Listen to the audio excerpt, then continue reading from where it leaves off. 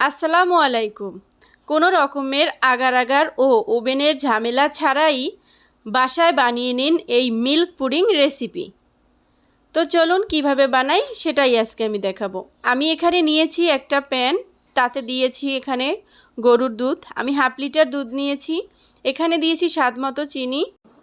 এখানে দিয়েছি 4 টেবিল চামচ কর্নফ্লাওয়ার আর 2 টেবিল চামচ ময়দা। এই কর্নফ্লাওয়ার আর ময়দা একসাথে ভালোভাবে দুধের সঙ্গে মিশিয়ে নিব। তারপরে দিব 1 টেবিল চামচ ভ্যানিলা এসেন্স। এটা দিলে খুব সুন্দর একটা ফ্লেভার আসবে। এটা দিয়ে ভালোভাবে নেড়েচেড়ে আমি চুলাটা অন করে দিয়েছি। এখন কিন্তু কোনো রকমেরই নাড়া বন্ধ করা যাবে না, এটা অনবরত নেড়েই যেতে হবে। তারপরে আমি দিয়েছি এখানে 1 টেবিল চামচ বাটার। এটা দিয়ে ভালোভাবে মিশিয়ে তাড়াতাড়ি তুলে নিচ্ছি। এখানে আমি 4টা কাপ নিয়েছি। এই কাপের ভিতরে পুডিংটা সেট করব। এর জন্য আমি সবগুলো কাপে নিয়ে নিলাম। আমি কাপে সেট করেছি, আপনারা চাইলে বোতল কেটেও করতে পারেন।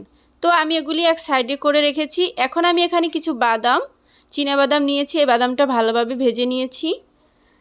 তারপরে আমি ওইটা খোসা ছাড়িয়ে নিয়েছি বাদামটা। আর এই দিকে দেখুন আমার পুডিং কিন্তু সেট হয়ে গেছে।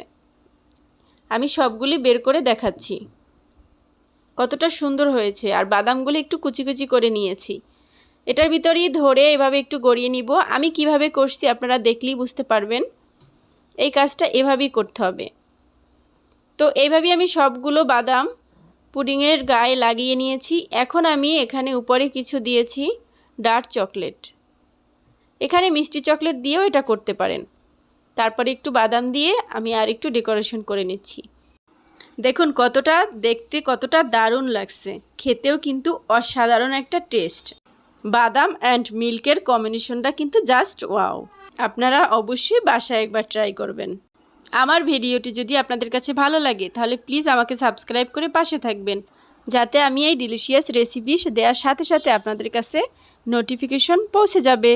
তো এই ছিল আজকের মতো আমার খুব মজাদার রেসিপি। আল্লাহ হাফেজ।